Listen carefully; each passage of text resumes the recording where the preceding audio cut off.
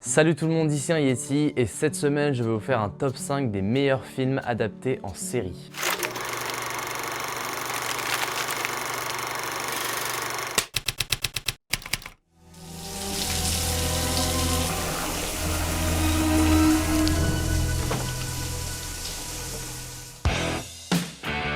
Cette série, dont l'action se situe 4 ans après le film Terminator 2, met en scène Lini Headey, aujourd'hui connue pour son rôle dans Game of Thrones, qui avec son fils John doivent fuir les Terminators envoyés pour le tuer. L'intérêt ici de cette série se trouve non pas dans les scènes d'action ou encore les effets spéciaux du fait de son budget bien moins onéreux que pour les films, mais bien au contraire permet grâce au format série de s'attarder sur le développement des personnages.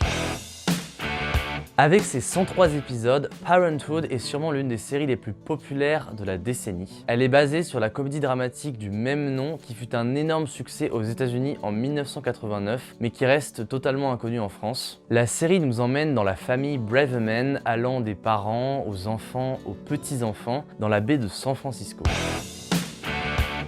Beaucoup de gens l'ignorent, mais oui, cette série est tirée d'un film de 1992, Buffy, tueuse de vampires, beaucoup moins culte et pourtant du même scénariste, Joss Whedon. Pourtant, en 7 saisons, cette série, a priori pour les adolescents, a su aborder les thèmes de l'horreur, de l'action ou encore des relations hommes-femmes avec une héroïne plus inspirante que jamais.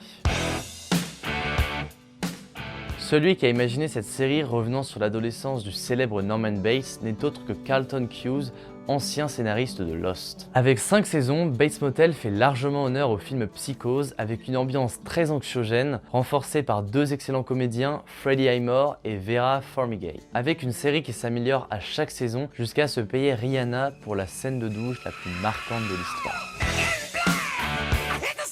Adapté du film Monde Ouest réalisé par Michael Crichton en 1973, Westworld met en scène le douloureux réveil de robots humanoïdes dans un parc d'attractions futuriste façon Far West où de riches clients viennent assouvir leurs pulsions les plus violentes jusqu'au jour où des bugs surviennent. L'adaptation est signée Jonathan Nolan, frère de Christopher Nolan avec qui il a déjà travaillé sur le scénario de nombreux de ses films, et sa femme Lisa Joy. On a le droit ici à une production parfaite au casting de choc. Une série a commencé de suite avec une saison 3 qui sortira le 15 mars sur HBO avec Vincent Cassel.